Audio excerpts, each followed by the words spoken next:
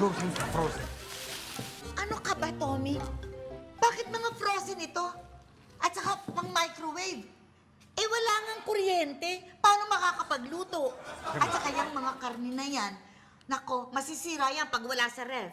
Ganun ba yun? Sorry ha. Hindi kasi ako namamalengke. Wala pa pwedeng lutuin dito? May isda. Ang kaso, kailangan naman linisan bago lutuin.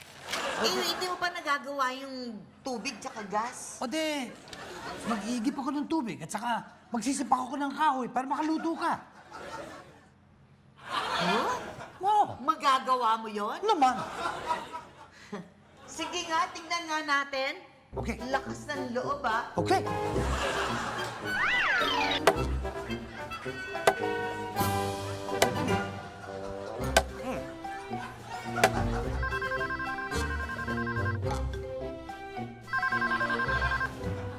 Hello?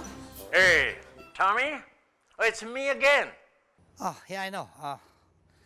Bakit mo ko tinatawagan? Oh, wala naman. I just thought you'd like to know. Tomorrow, I'm coming to Manila. What? Why? Why? Are you not excited? 10 years tayong hindi nagkikita. Yeah, I know, but ano pa kailangan mo sa akin? Oh, well, I just want to see you, to meet you, my brothers and sister. How about you? Ayaw mo bang makita ako? Yeah, well, whatever. Alam mo, I'm in the middle of something right now. Why don't you just call me when you get back, okay? Fine, fine. I will do that. Okay.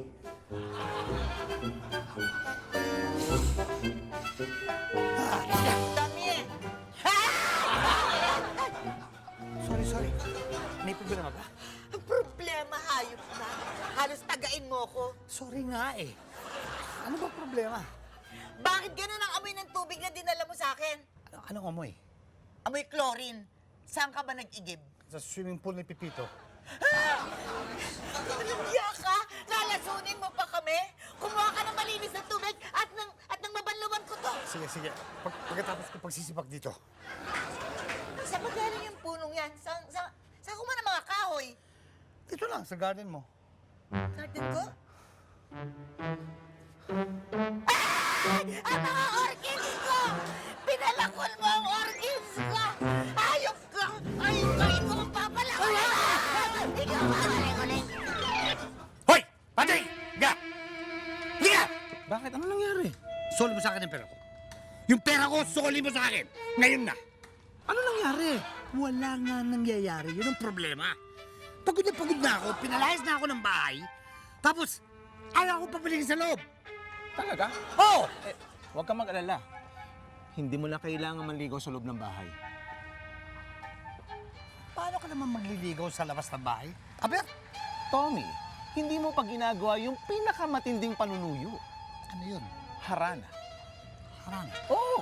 Pag hindi mo nakuha sa pagigid o kaya sa pagsisibak ng kahoy, makukuha mo sa harana. At pag hindi umubra to, isosoli ko sa'yo ang pera mo. Sinabi mo yan, ha? Sinabi mo yan, ha? Oo! Saan naman ako hahanap ng pwede mag-harana?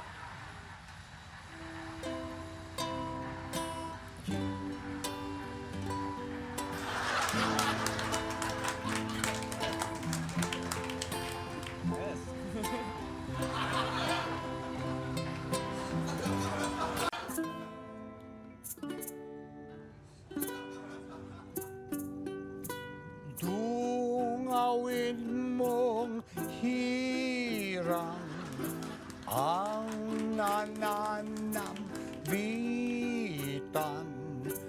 kahit sulyap mo man lamang iyong idampulay sapagkat ikaw lamang ang tanging dalanginan ng puso kong dahil sa'yo'y nabubuhay.